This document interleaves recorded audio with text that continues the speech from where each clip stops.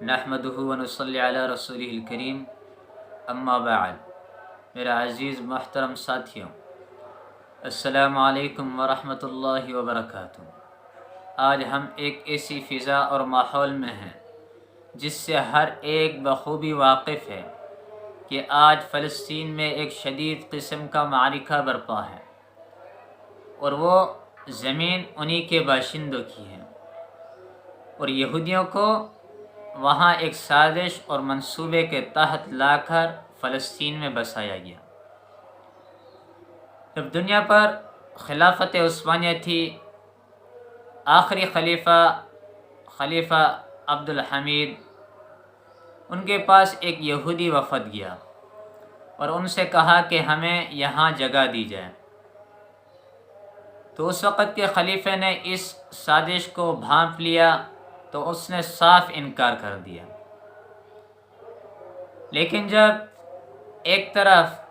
دنیا کے نقشے پر پاکستان کا وجود ابھر رہا تھا، تو دوسری طرف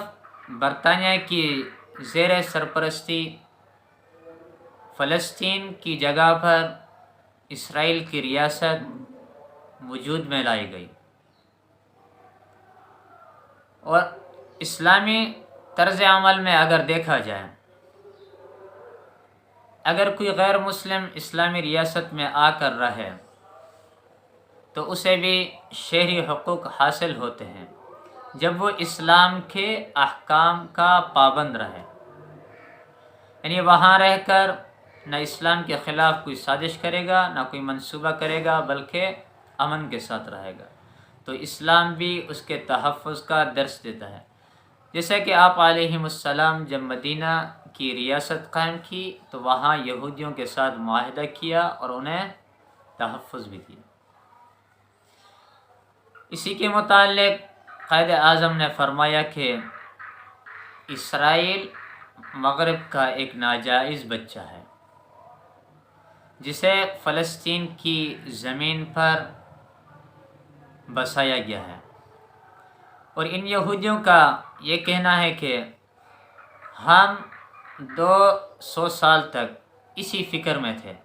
کہ ہمیں بیت المقدس کے قریب ایک جگہ میسر ہو سکے،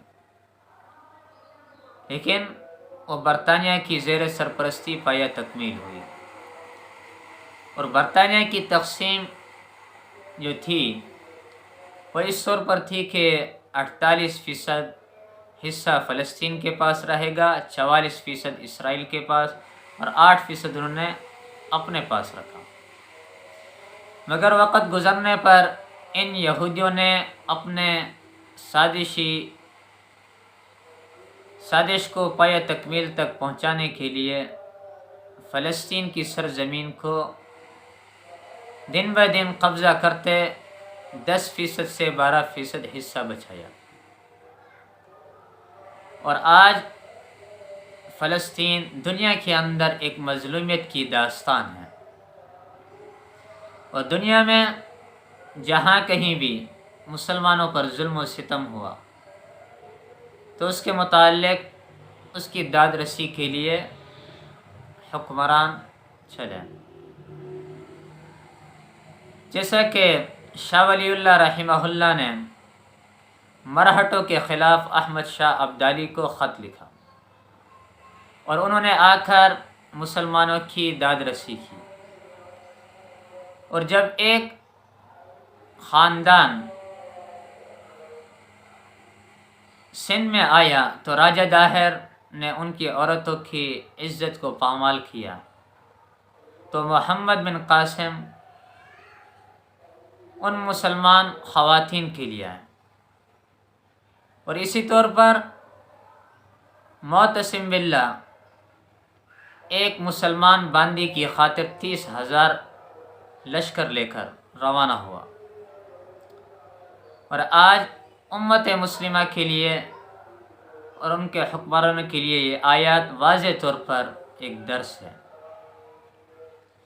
وَمَا لَكُمْ لَا تُقَاتِلُونَ،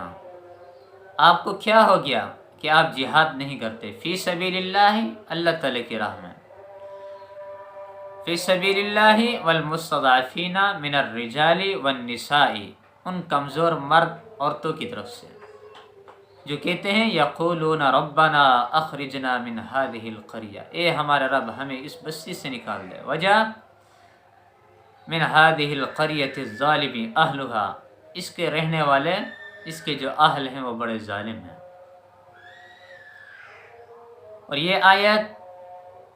اس میں واضح طور پر امت مسلمہ اور ان کے حکمرانوں کو درس ہے کہ آج کیا ہے، فلسطین کی جا کر داد رسی کی جائے، اور یہ امت مسلمہ پر ایک فرض ہے۔ وما علینا الا البلاغ المبین۔